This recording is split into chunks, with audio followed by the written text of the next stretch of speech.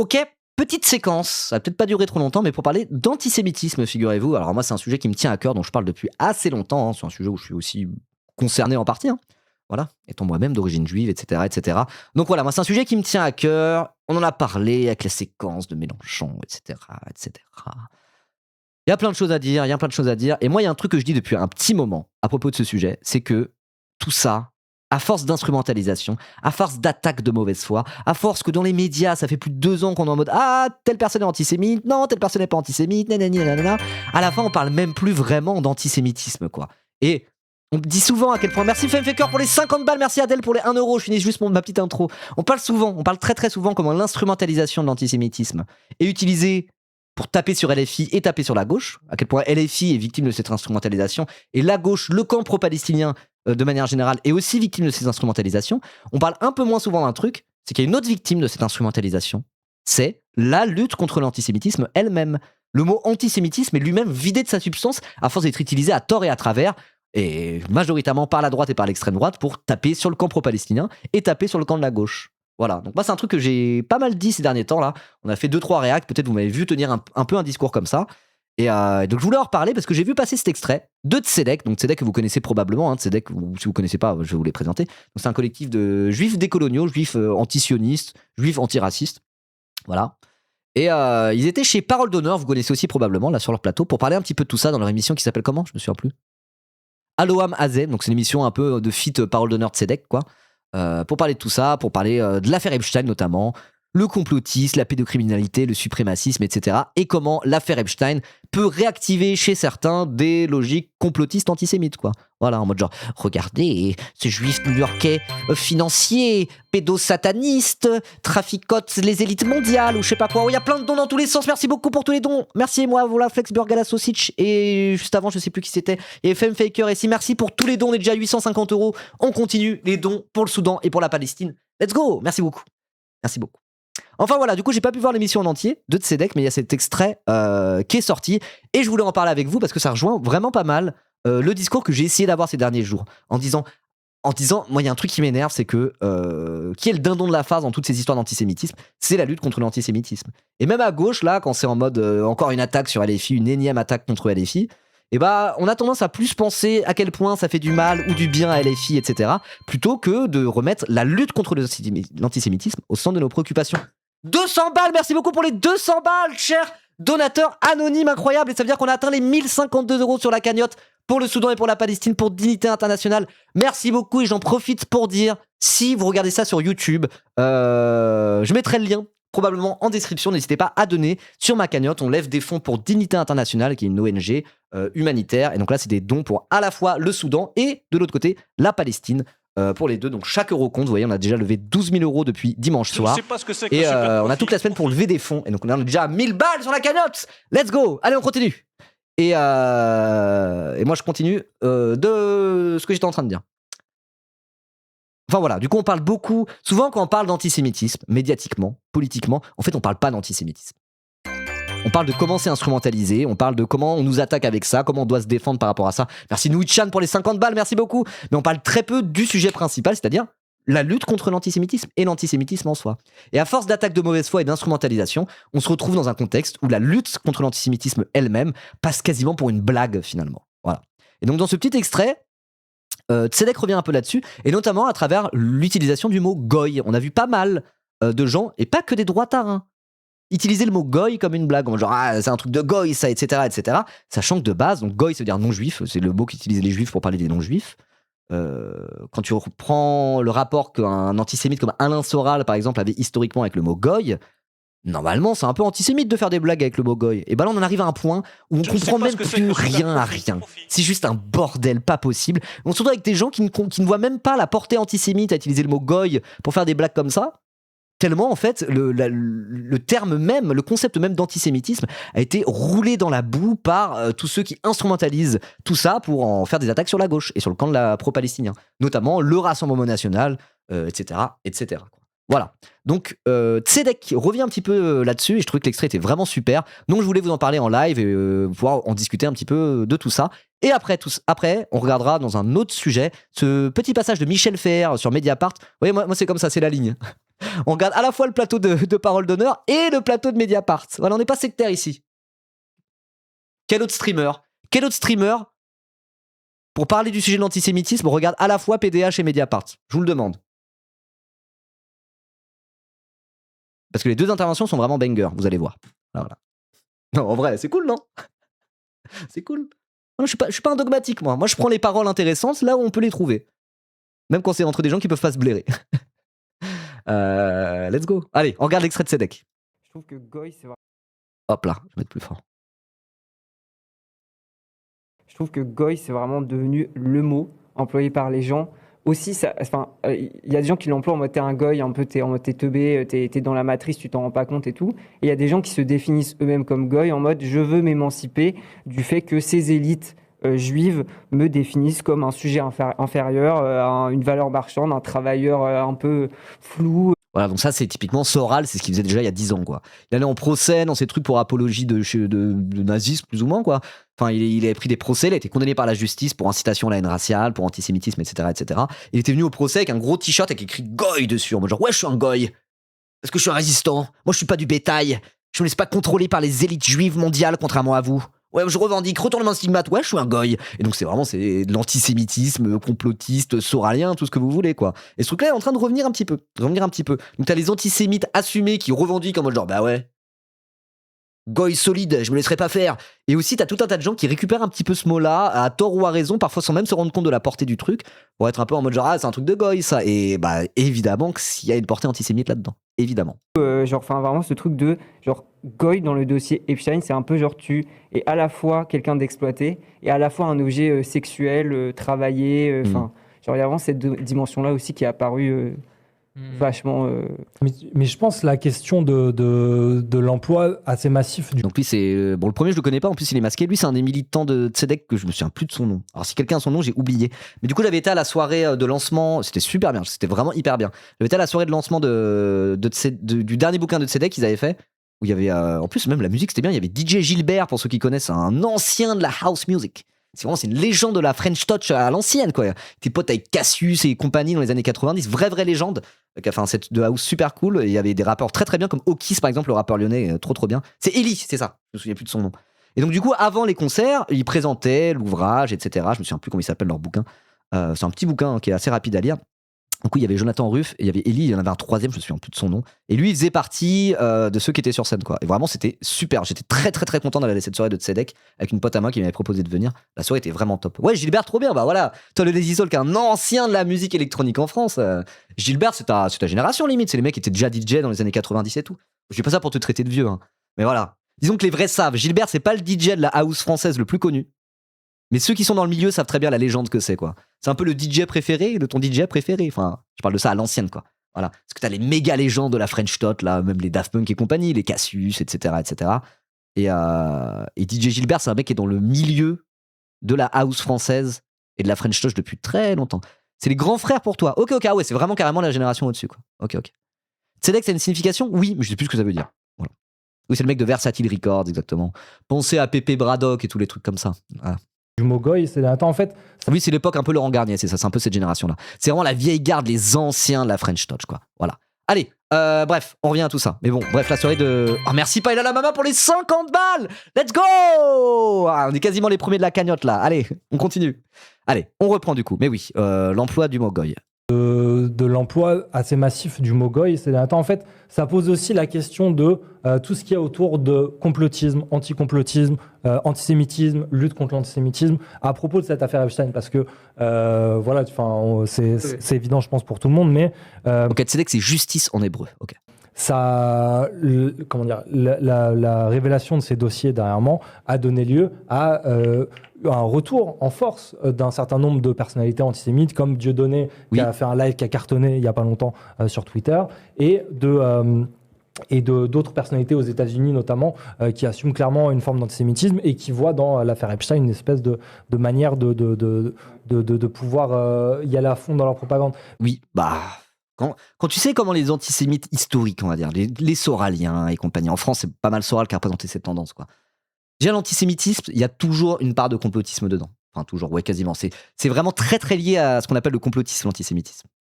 On pourrait presque dire que l'antisémitisme, c'est un racisme, mais c'est aussi un complotisme, vous voyez. Il y a ce truc-là un petit peu entre deux, quoi. C'est pour ça que parfois, il y en a qui décident de séparer antisémitisme de racisme. Moi, je ne suis pas pour faire ça. L'antisémitisme est un racisme parce que les Juifs, historiquement, depuis le 19e siècle, sont un groupe qui est racisé, au sens où, genre, ils ont été définis comme une race au 19e siècle, et on est encore dans cette matrice-là, quoi. Donc l'antisémitisme, il n'y a pas à les séparer des autres racismes, c'est un racisme. Mais il se structure d'une manière qui est très très liée à la logique complotiste au final, quoi. Qui est très très liée à la logique de regarder, les Juifs nous contrôlent, ils tirent les ficelles. Quand on va creuser, on voit bien qui contrôle le monde. Vraiment, c'est comme ça que fonctionne l'antisémitisme 95% du temps, quoi. Voilà. Le grand remplacement, c'est complotiste aussi. Ouais, alors sur l'islamophobie récente en France, il y a aussi cette logique complotiste de plus en plus qui commence à structurer le truc. Sur l'islamophobie précisément. Pas juste le racisme. Je veux dire, j'ai l'impression qu'en France, voilà, le racisme contre les Arabes, contre les Noirs, contre l'immigré, etc., il n'a jamais eu besoin de tant de complotisme que ça pour fonctionner à plein régime, quoi. Ne serait-ce que dire, c'est toujours les mêmes, les assistés en France qui viennent foutre le bordel, c'est les Arabes. Voilà, le racisme moyen en France qui dit ça, c'est pas vraiment une forme de complotisme en soi, quoi. Mais sur l'islamophobie en particulier, et avec des personnalités comme Florence Bergeau-Becler, etc., qui sont en mode les frères musulmans, tirent les ficelles, tatati tatata. Pareil, ça se structure de plus en plus. L'islamophobie française d'aujourd'hui se structure d'une manière de plus en plus complotiste aussi. Ce qui en fait un point commun avec l'antisémitisme historique en France, quoi. C'est le truc qu'on dit souvent, quoi. On parlait du complot judéo-bolchevique et judéo-maçonnique dans les années 30 en France, l'extrême droite. Et là, t'as l'extrême droite actuelle qui part de complots à moitié islamo-gauchistes, quoi. C'est un peu pareil, il y a une même logique, quoi. Voilà. Mais je veux dire, historiquement, l'antisémitisme s'est structuré de manière, à travers une forme de complotisme, de la même manière que l'islamophobie là qu'on voit actuellement en France se structure aussi d'une manière assez complotiste, quoi. Ouais, sur les francs-maçons aussi, ouais, tout à fait. Mais ce que je trouve intéressant spécifiquement sur le mot goy par rapport à ça, c'est que en vrai, c'est devenu une blague aussi. Ouais. Et ça, pour moi, c'est assez précis que ce soit devenu une blague, y compris de gens qui ne sont pas forcément antisémites, même si d'autres l'utilisent de manière antisémite. Mais c'est que oui. Attendez. La lutte contre l'antisémitisme depuis un peu plus longtemps, mais surtout depuis 2 ans, a été tellement délégitimée. Ça a tellement été dit à n'importe quel propos, pour tout et n'importe quoi, uniquement parce qu'on s'indignait du génocide en Palestine, que juste... Tu peux pas dire à quelqu'un qu'il est antisémite, il va se foutre de ta gueule. De fou, mais ça c'est important de le dire. C'est pas évident à dire, hein. C'est pas évident à dire comme ça. Et typiquement, si t'es pas juif, commencer à dire ça. Un peu, il y a un côté reste à ta place, tu vois ce que je veux dire. C'est pas évident de formuler ce truc-là, mais c'est vrai. Faut pas se voiler la face. Merci Batoucite. Merci beaucoup Batoucite pour les 50 balles. On est déjà 1200, let's go. Trop bien. Ah, vous régalez. C'est pas évident à dire ça. De dire cette phrase-là, elle est pas évidente parce qu'elle est violente en fait, genre. De dire, il y a tellement une instrumentalisation. Dire cette phrase-là. Tu peux pas dire à quelqu'un qu'il est antisémite, il va se foutre de ta gueule. Elle est pas évidente à dire cette phrase. Elle est horrible quelque part. Quand tu prends la lutte pour l'antisémitisme à cœur, quand c'est vraiment un de tes sujets, quand c'est un truc où tu t'y intéresses depuis longtemps et quand t'es concerné en particulier, cette phrase-là, elle est atroce, quoi. Quand tu dis à quelqu'un qu'il est antisémite, il va se foutre de ta gueule parce que c'est devenu une blague. C'est devenu une blague. À force que la droite et l'extrême droite traitent absolument tout le monde antisémite à longueur de journée, maintenant tu vas te dire, en étant de bonne foi, c'est un peu antisémite ça va passer pour un gag en fait, genre. Le mot antisémitisme a été vidé totalement de sa substance. Et qui a participé à vider le mot de cette substance ? Eh ben ceux qui l'instrumentalisent contre le camp pro-palestinien et contre la gauche. Les médias, la droite et l'extrême droite aussi. L'extrême droite quand même. Un mec comme Julien Audoul du Rassemblement National, qui passe sa vie à traiter tout le monde d'antisémite, limite de nazi, limite en mode « les vrais nazis maintenant c'est la gauche !» Alors que lui-même il est au RN. Aurore Berger, pareil, des gens comme Aurore Berger, qui dès qu'il y a une occasion d'attaquer LFI, et d'attaquer la gauche à travers eux, et d'attaquer plus largement le camp pro-palestinien, en disant tout ça c'est une bande antisémite, etc. Bon bah à la fin, on a tellement utilisé ce mot à tort et à travers qu'il s'est vidé de sa substance, et effectivement ça devient un peu une blague. Et sur l'utilisation du mot goy, il y a ce truc un peu pareil. C'est devenu un peu un humour qui est un peu acceptable, parce que je veux dire, le truc d'antisémitisme est devenu tellement une blague à force d'instrumentalisation, que limite, t'as des blagues qui sont antisémites. Utiliser le mot goy de manière humoristique, comme on l'a vu un peu dernièrement sur les réseaux sociaux, c'est antisémite de fait. Je veux dire, il y a plein de gens qui l'utilisent sans même se rendre compte que c'est un truc antisémite, qui sont en mode genre, mais non, c'est juste une blague. Et moi, je sais que ça m'est arrivé sur ce chat-là. En plus, il y a quelqu'un que je connais, que j'ai rencontré au vrai, un viewer. Je ne donnerai pas son nom, si t'es là, tu te reconnaîtras. J'avais fait un truc et tout, il a fait une blague en mode goy dans le chat. Et je suis en mode genre, ah non, mais ça par contre, non, t'es sérieux, frérot? Supprime ton message. Mais c'est un viewer que je connaissais, on s'était vu au Transmusical de Rennes, il est archi sympa. Et ce gars-là, c'est évidemment pas un antisémite, on a discuté toute une soirée, etc., etc. C'est un mec de gauche, cool, quoi. Y a pas de souci. Je sais très bien que c'est pas un antisémite. Mais du coup, j'ai vu la blague, j'ai dit, en mode, mais attends, ça y est, on en est là? On écrit goy dans les chats comme ça? Qu'est-ce que c'est que ça, quoi? Et après, du coup, je lui ai dit, oh, machin, et après, on s'est parlé en MP. Merci, l'art de la révolte, pour les 2 euros. Merci beaucoup.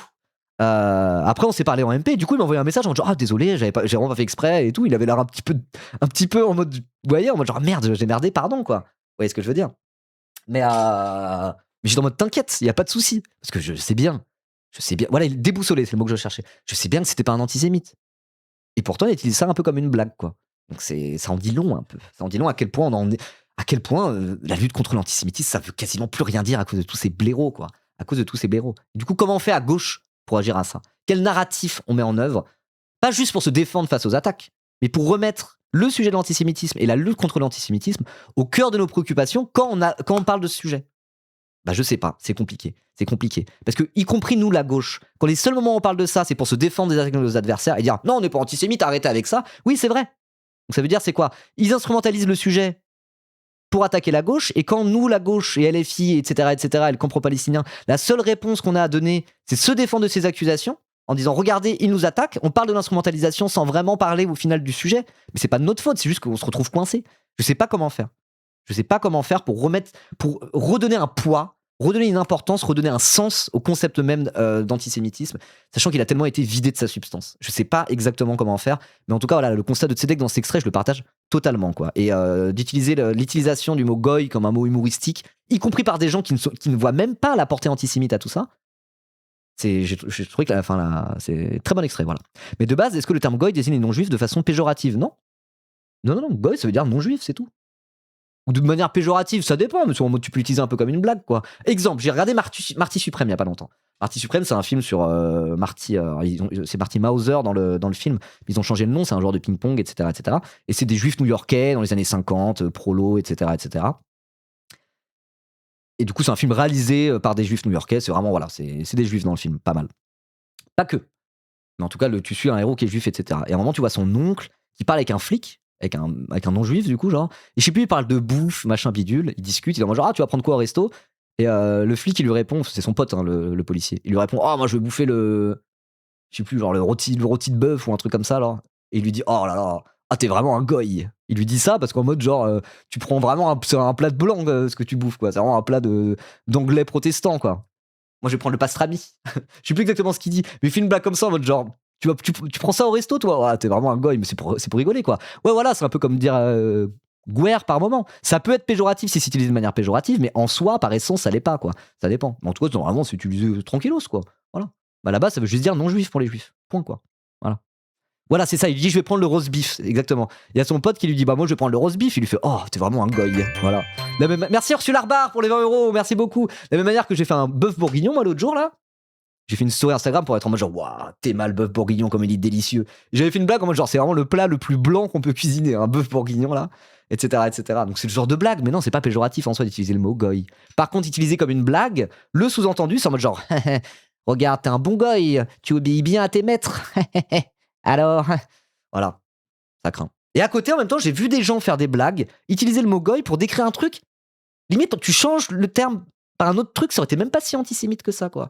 Des gens qui parlaient de goy slop en mode genre, ah là là, ça c'est vraiment des espèces de contenus nul à chier, tu consommes comme un con, le brain rot qu'on t'envoie sur les réseaux sociaux sans réfléchir, c'est du goy slop. Le terme, il est antisémite de fou, mais tu peux imaginer ce genre de blagues qui parfois sont drôles par ailleurs, une version pas antisémite de ce genre de blague, en remplaçant l'angle antisémite, d'utiliser le mot goy du coup, par un angle en mode genre, ah vraiment, tu donnes ce que le système te donne à manger comme un couillon, quoi. Voilà. Mais quand le système, du coup, tu utilises le terme goy, le sous-entendu, c'est que le système, c'est Israël et les juifs qui tirent les ficelles, quoi. Vous voyez? Mais on peut presque imaginer que certaines blagues autour du mot goy qu'on a vu émerger sur les réseaux sociaux ces derniers temps, tu changes un peu le truc et ça devient même pas si antisémite. Vous voyez ce que je veux dire? Je sais pas si je me suis bien exprimé. Mais bref. Encore une fois, ça dépend de qui l'utilise et comment. Jean-Marie Le Pen qui défendait la Palestine, c'était pas par pur humanisme. Bah oui, de fou. Bref, si on rajoute sale goy, ça devient quoi? Bah ça devient... Comment ça? Quand on met sale devant un truc, généralement, c'est pas ouf. Hein.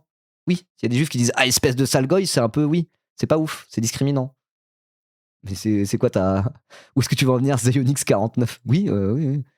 Et si tu dis ah, sale enfoiré de quoi que ce soit de merde, bah oui, ça devient péjoratif, quoi. C'est moins péjoratif que mécréant. De base, c'est pas péjoratif. C'est pas péjoratif. Ce que les juifs ils disent pour parler des non-juifs. Hein. Bref, allez, on finit ce qu'il disait. Antisémite, il va se foutre de ta gueule. Le truc est totalement délégitimé aujourd'hui. Et ce qui fait que je pense que c'est aussi. On paye aussi aujourd'hui, avec cette affaire Epstein, le prix de cette délégitimation complète de la lutte contre l'antisémitisme. Voilà.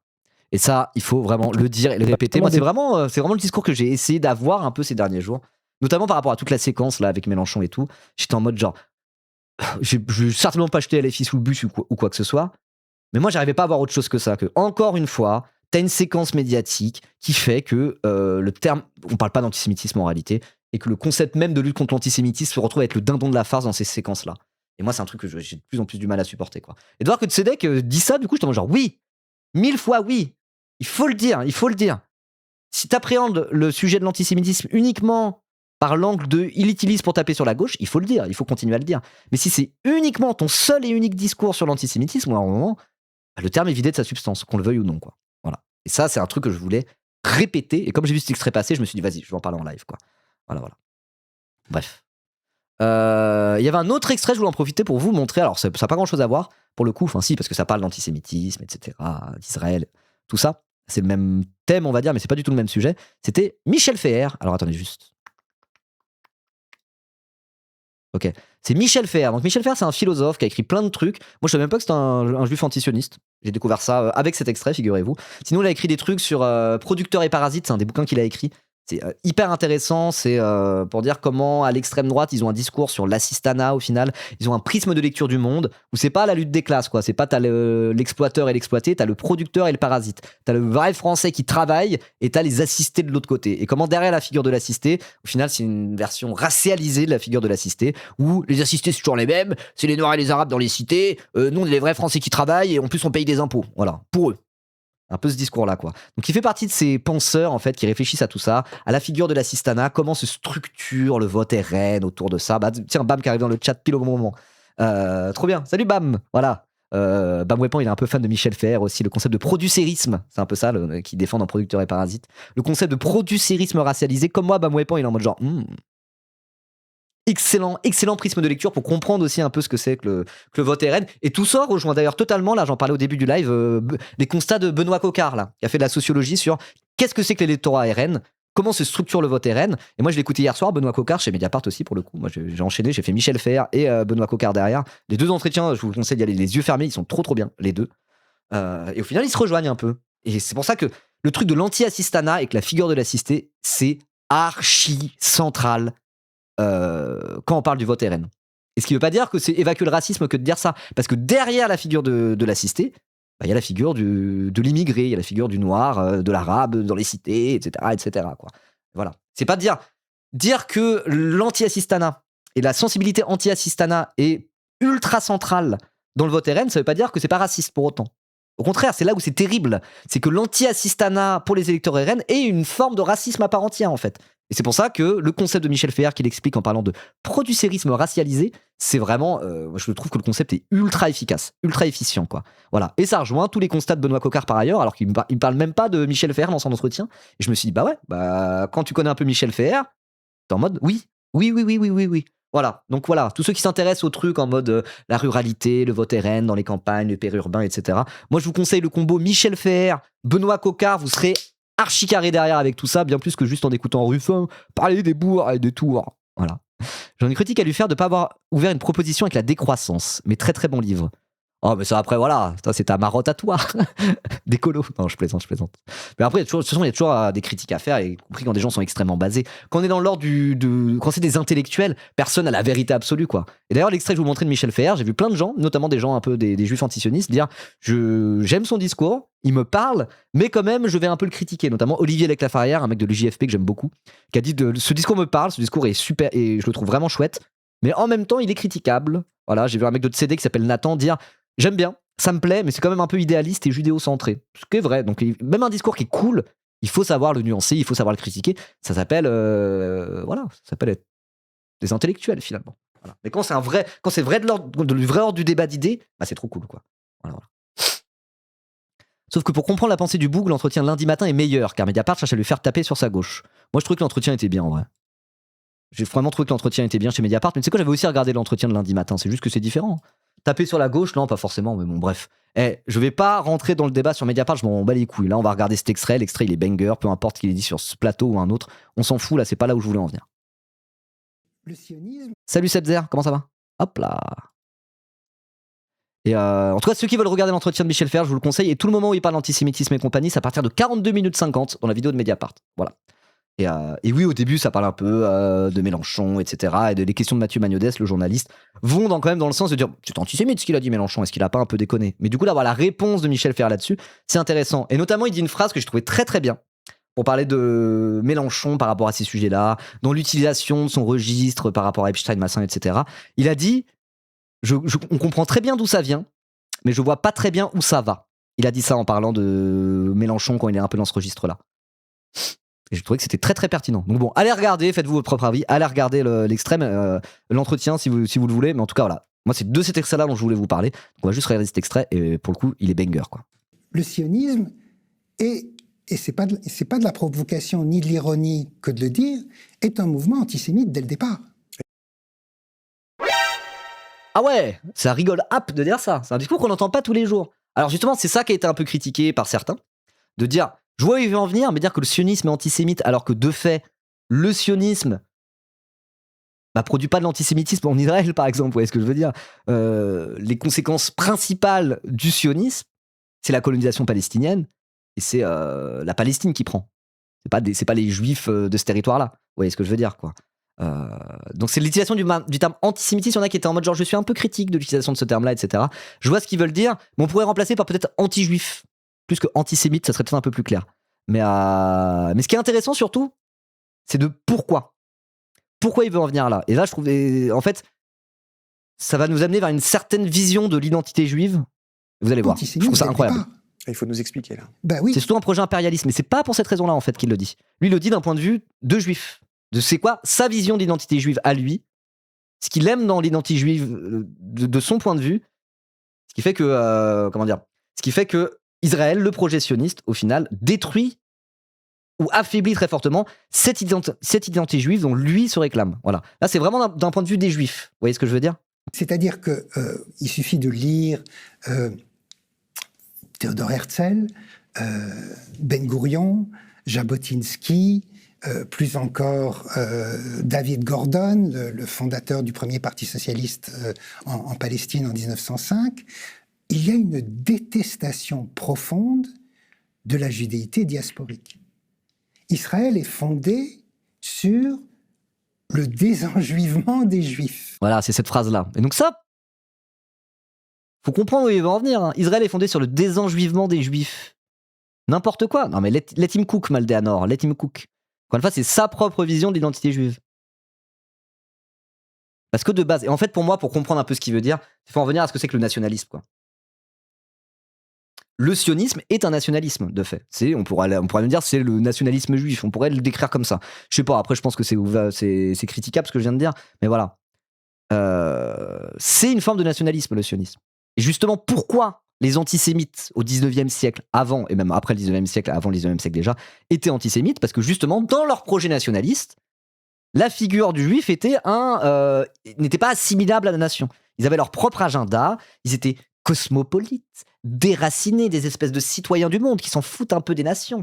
Voilà. Parce qu'ils avaient leur propre truc qui était international. Vous voyez, des juifs, il y en a dans plein de pays d'Europe. Et les antisémites étaient en mode genre, ces juifs-là ne sont pas enracinés dans ces territoires, c'est un peuple sans nation, ils ne sont pas assimilables à la nation. Et d'ailleurs, ils veulent détruire les nations avec leur amour de la République et de l'universalisme. Qu'est-ce que c'est que cette merde? Ça dégage. C'est comme ça s'est structuré l'antisémitisme à l'extrême droite pendant un siècle en France et en Europe, quoi. Vous voyez? Et à partir du moment où il y a eu un nationalisme juif, qu'on appelle le sionisme, et qui a pris corps, on va dire, avec la création de l'État d'Israël en 1948, puis après la guerre des 6 jours en 67, etc., etc. On va pas refaire toute l'histoire. Et bah du coup, ça a changé totalement le rapport aussi des juifs au nationalisme, de beaucoup de juifs au nationalisme, en tout cas tous les juifs sionistes, et ça a aussi changé le rapport des nationalistes d'extrême droite, historiquement antisémites, aux juifs. et aux juifs israéliens en tout cas. Et c'est ce que j'ai déjà dit dans un live précédent. En vérité, les antisémites historiques, ça c'est mon avis, hein, les antisémites historiques d'extrême droite européens, ils ont premier degré pas de souci avec les juifs israéliens. Parce que c'est des juifs nationalistes qui ont un État, un gros État-nation, voilà. Et ça les dérange pas en fait. Les antisémites historiques, ils sont en mode je suis antisémite car les juifs veulent détruire ma nation, ils veulent détricoter ma nation. Vous voyez ? Le simple fait qu'il y ait des juifs dans notre nation, ça enlève un peu l'unité nationale. Parce que ces gens-là ne sont pas dans l'unité nationale. Ouais, c'est vraiment comme ça que c'est structuré l'antisémitisme. Et cet antisémitisme-là, du coup, il n'a pas de problème avec Israël. Il n'a pas de problème avec Israël. Et donc, la take de Michel Feher, finalement, je vais le remettre, c'est que son identité juive à lui, l'identité qu'il revendique, c'est justement cette figure de juif contre le nationalisme, presque comme un antidote au nationalisme. Voilà, cette espèce de figure du juif cosmopolite et déraciné, il est en mode banger. Moi, c'est ça qui me rend fier d'être juif, parce que à bas le nationalisme, à bas l'extrême droite. Vous voyez ? Et je trouve ça hyper intéressant.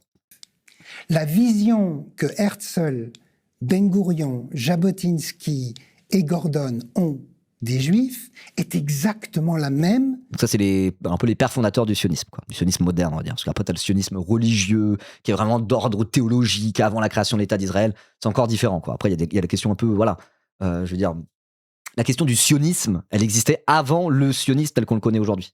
Mais vraiment, ça restait cantonné à du théologique, du religieux, c'était différentes visions qui s'affrontaient, quoi. Voilà. Que la vision qu'a Barès, Wilhelm Marr, l'inventeur du mot antisémitisme, etc. C'est l'idée que ce sont des parasites, ce sont des gens qui sont déracinés, cosmopolites, et que c'est ce qu'il y a de pire au monde. Voilà, c'est ce que je disais. Déraciné et cosmopolite, ça c'est vraiment les termes que les antisémites ont utilisés historiquement pour décrire ce qu'elle n'est pas chez les juifs d'Europe, quoi. Voilà. En opposition justement aux Français blancs, chrétiens, enracinés dans sa terre depuis des siècles, et c'est ça un vrai Français, quoi. Dès que tu as une vision identitaire de la France, et te dire la France est un pays blanc, chrétien, et doit le rester, et bien effectivement, les juifs là-dedans, ils sont pas trop les bienvenus dans ce projet-là. Vous voyez ? Et c'est pour ça qu'on entend des gens d'extrême droite parler d'enracinement à nouveau, etc. Il y a une composante antisémite là-dedans. Mais l'antisémitisme un peu à l'ancienne. Vous voyez ? Et je ne l'invente pas, je cite dans mon livre, c'est des interviews de Ben-Gurion et d'autres. Hein, voilà. Enfin, je veux dire, il y a un texte de Jabotinsky, le père spirituel de Netanyahou, qui explique que, il dit le mot yid, donc le youpin d'aujourd'hui, est un symbole de laideur. Il faut que nous construisons l'hébreu de demain qui sera le symbole de la beauté masculine. C'est fou quand même. Hein. Mais moi, ça me rend un peu triste, tu vois. Quand je vois ça, je me dis waouh, sacré sujet, hein. Sacré sujet. Ce projet sioniste, full suprémaciste, ouais. C'est même pas vraiment full. C'est suprémaciste, oui, mais c'est plus en mode, il y avait un côté. Il y avait un côté un peu les juifs d'Europe. Certains juifs d'Europe, en tout cas sionistes, étaient en mode genre on est victime de discrimination. En fait, c'est jouer le jeu de la suprématie blanche, quoi. Voilà. Full suprémacisme, mais plus en mode suprématie blanche que vraiment un suprémacisme juif.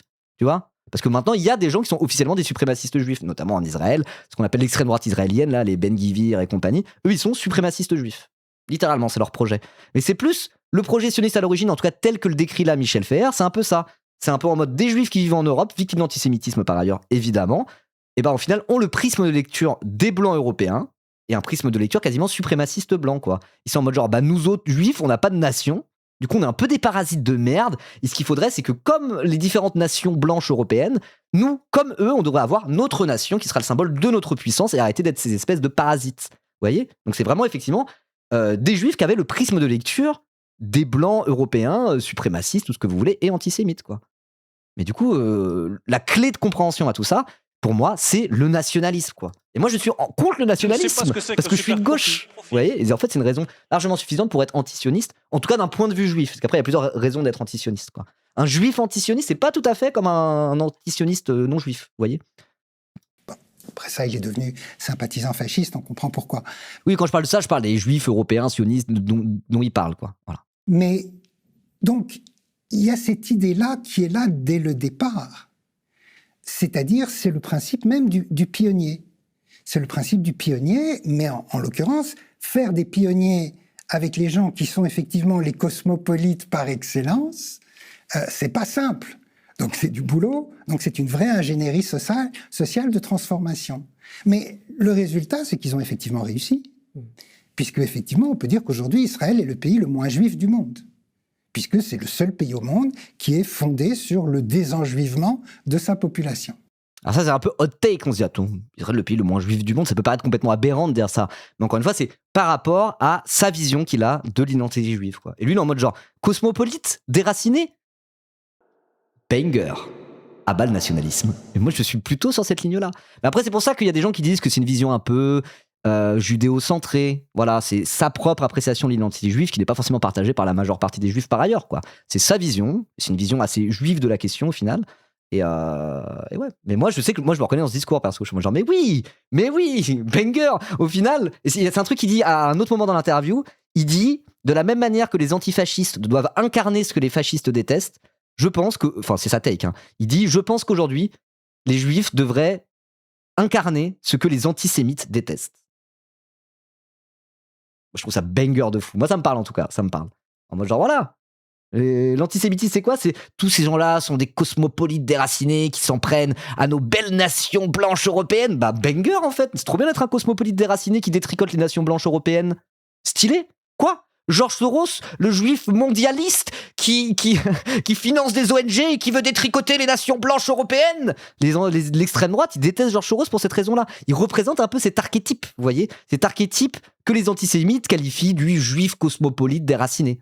Et c'est pour ça qu'ils continuent à le détester. Et un mec comme Viktor Orban, le président hongrois, il fait des trucs de propagande antisémite contre George Soros tout en étant le meilleur ami de Netanyahou. Vous voyez? C'est à peu près ces deux archétypes de juifs. Il y en a un que l'extrême droite adore, c'est ceux qui sont nationalistes, ceux qui sont sionistes, c'est les Netanyahou et compagnie. Et il y en a un que l'extrême droite déteste, c'est cette figure du juif cosmopolite déraciné. Comme par exemple George Soros, excellent exemple. Ou Jacques Attali, c'est un bon exemple aussi. Il y a plein de gens d'extrême droite, ils peuvent pas blairer Jacques Attali. Ils sont en mode, c'est un mondialiste celui-là. Bah, c'est un peu cet archétype justement de juifs que les antisémites européens historiquement détestent, quoi. Donc un peu ces deux archétypes-là, et au final, c'est quoi la différence? C'est le rapport à la nation, le rapport au nationalisme, quoi. Et je trouve ça hyper important je trouve ça hyper intéressant d'avoir cet angle-là un peu. Et Michel Feher, sa take, c'est de dire, bah ok, soyons les cosmopolites déracinés, antidote au nationalisme que les antisémites ont toujours détesté, parce que c'est basé. Moi, c'est un peu mon avis. Mais encore une fois, voilà. C'est vu par un angle, on va dire, assez, ouais, peut-être un peu judéo-centré, quoi. Voilà. C'est une vision de l'identité juive par un juif, quoi. Voilà. C'est un genre d'angle d'attaque, on va dire.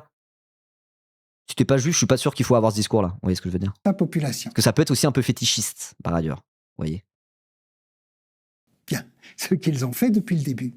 Donc, il me semble que comprendre ça, comprendre ce que c'est que cet idéal pionnier, qui est construit de façon délibérée, systématique et ouverte sur une imitation du nationalisme panslave ou pan-germaniste de la fin du 19e, du 20e siècle. Théodore Herzl dit qu'il aurait adoré être un général prussien.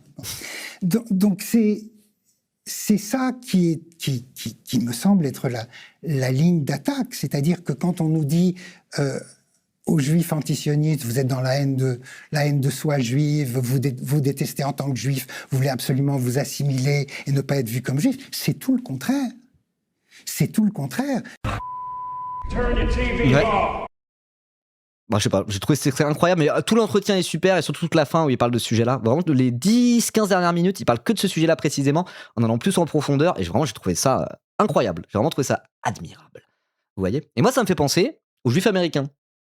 Après, j'ai vu des critiques dire des gens, oui, l'identité. Parce que ça, là, en gros, il parle de l'identité. C'est un peu le truc de l'identité juive diasporique, comme on dit. C'est-à-dire des juifs qui ne vivent pas en Israël, comparé à l'identité juive sioniste, quoi, qui vivent en Israël. C'est un peu aussi. On peut mettre le point de clivage un peu à ce niveau-là, en termes d'identité juive, vous voyez. Et donc, lui, il défend un petit peu l'identité juive diasporique, finalement, quoi. Et après, j'avais vu quelqu'un, je sais plus, dire, ouais, au final, de l'identité juive diasporique, est-ce qu'elle existe encore vraiment? C'est vrai que quand tu regardes en Europe, c'est moins le cas. Mais quand tu regardes les États-Unis, en vrai, ouais. Il y a autant de juifs aux États-Unis, quasiment, je crois que c'est à peu près pareil, à peu près les mêmes proportions. Il y a quasiment autant de juifs aux États-Unis que de juifs en Israël. C'est la plus grosse communauté juive, peut-être la deuxième juste derrière Israël, vous voyez, les États-Unis. Et après, la France est assez bien placée aussi. Et cette identité juive diasporique, qui sont des juifs américains avant tout, hein, et qui, bon, souvent ont un biais un peu pro-israélien, etc., etc. Et bah, cette identité juive diasporique, aux États-Unis, elle existe encore assez bien, quoi. Voilà. Plutôt, il défend que l'identité juive est diasporique. Ouais, mais ça après, genre, on peut pas dire il détient la vérité en disant ça. C'est un point de vue. Genre, une identité, elle est mouvante par essence. C'est pas des choses qui sont figées dans le temps. Les choses peuvent évoluer. Vous voyez? Mais lui, en tout cas, sa vision, en tant que juif antisioniste, de l'identité juive qu'il défend, c'est l'identité juive diasporique. Et même, il va plus loin, en fait, après, quand tu regardes la séquence en entier, il est vraiment en mode, il faut que les juifs redeviennent ce que les antisémites nationalistes d'extrême droite ont détesté, parce que du coup, voilà, c'est presque comme un acte de résistance contre eux, quelque part, quoi. Et puis, il dit aussi un truc à un moment hyper intéressant, c'est que il dit un truc en mode genre, quand il y a des juifs implantés dans une société, le discours d'unité nationale, le discours nationaliste, suprémaciste, etc., et ben en fait, il est un peu battu en brèche par le fait qu'il y ait des juifs, tout simplement. Et on pourrait dire pareil avec le fait qu'il y ait des arabes musulmans, le fait qu'il y ait des immigrés venus d'Afrique et d'ailleurs, etc., etc. Vous voyez, ça peut rejoindre d'autres discours qui sont pas spécifiquement axés sur la judéité. Mais en tout cas, le fait qu'ils défendent ça comme ça, ils sont en mode genre, bah voilà, il le dit avec des mots où il reprend les mots de l'adversaire exprès, mais il est en mode genre, bah moi je pense que les juifs devraient être ces cosmopolites déracinés que les fachos détestent, et ça serait un banger. Moi je trouve que ce discours est vraiment, vraiment chouette, et vraiment super. Et puis voilà, c'est l'occasion aussi de parler un peu de ces sujets-là. Et voilà. Enfin, de quoi, Zayunix? Tu commences à me saouler un peu. Attends, j'ai pas vu tes messages. Non, tu t'envoies avec un gars depuis tout à l'heure? Le noyau national du Rassemblement national est irréprochable au niveau du zéro antisémitisme. Mais il reste des petits liens avec des extrémistes nazis, mais ils ne seront jamais au pouvoir. Je suis pas sûr que tu écouté ce que je disais. Hein. Tu vois, j'ai parlé de nationalisme, historiquement, pourquoi, d'où sort l'antisémitisme de l'extrême droite, etc., etc. Des deux archétypes, on va dire, aujourd'hui, juifs, et qu'il y en a un qui s'inscrit encore totalement dans l'antisémitisme nationaliste de l'extrême droite. Bon, c'est pour arriver et sortir tes takes pleines d'assurance alors que t'écoutes même pas le live, t'es pas obligé de parler. Voilà. Bref. En tout cas, voilà, j'avais envie de parler de ça parce que ce sujet est quand même assez intéressant et je sais pas. Allez voir l'entretien de Michel Fer, je le trouve vraiment, vraiment super. Et alors, j'ai pas pu regarder l'émission de PDH et Tzedek en entier, mais en tout cas, là, l'extrait que j'ai vu, j'ai trouvé ça vraiment très bien aussi. Voilà. Dans deux genres différents. Et ouais. Voilà, du coup, mais je peux plus lire le chat, tout le monde répond à Zionix39, je sais plus qui parle à qui là. Oh, c'est ça qui est chiant quand ça part en débat avec un débilos là. Tu viens de gâcher mon stream, Zionix39. T'es où? 49. Tiens, pour la peine, tu prends 10 minutes. Tu prends un petit time out.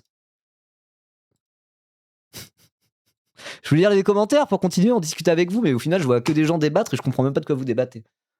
C'est parce que Zionix49 a dit je sais pas quoi dans le chat. Non, c'est bon, ça va. Ça va. Parle avec moi plutôt là. Écoutez un peu le cours. Ah, c'est tout pour dire des choses aussi bêtes. Bref. Bon, bah voilà. Des questions? Vous avez des questions? On passe à la suite directe. Je fais mon prof. Des questions? Ah si, quelqu'un m'a mis le thread d'Olivier Leclafarrière que j'aime beaucoup. Sur le fait que le suprémacisme juif est un antisémitisme. On le lit maintenant? Non, en vrai. J'aimerais bien garder cette séquence pas trop longue pour pouvoir faire une petite capsule. Donc on va passer à la suite directement. Voilà. En tout cas, si vous regardez cette VOD, j'espère que vous avez trouvé ça intéressant. Je pense que c'est intéressant, si vous vous intéressez au sujet. En tout cas, voilà, en conclusion, je redirai ce que j'ai dit au début de la vidéo. Je pense que là, actuellement, il y a si on est de gauche, si on est antiraciste, bah on lutte aussi contre l'antisémitisme. C'est comme ça. Qui a part la gauche pour lutter contre l'antisémitisme? Qui a part le camp de l'antiracisme pour lutter contre cette oppression-là? C'est à nous de le faire. C'est à la gauche de le faire. Et donc, il faudrait trouver, je sais pas un angle d'attaque, mais une stratégie pour redonner une substance, ne serait-ce qu'une substance au terme même d'antisémitisme, parce que la victime collatérale, voire même peut-être la principale victime de toute cette instrumentalisation de la part de la droite et de l'extrême droite contre la gauche et le camp palestinien, c'est la lutte elle-même contre l'antisémitisme. Voilà. Donc je sais pas ce qu'on peut faire, mais en tout cas voilà, gardez ça dans un coin de la tête et pouvoir peut-être parler du sujet là autrement qu'en se défendant face aux attaques incessantes et de mauvaise foi de nos adversaires, parce que sans ça, ou normalement, on ne parle jamais du sujet en soi. Et on est nous-mêmes presque parfois dans une forme, pas d'instrumentalisation, mais d'instrumentalisation en défense à l'instrumentalisation offensive du camp d'en face. Je sais pas. Tout ça me déplaît très fortement. Comment redonner une substance, un sens à ce terme-là pour le bien de la lutte contre l'antisémitisme? J'ai pas la question, mais je pense que c'est le genre de question qu'il faut vraiment commencer à se poser très sérieusement au sein de notre camp, la gauche. Dites-moi ce que vous en pensez en commentaire et abonnez-vous.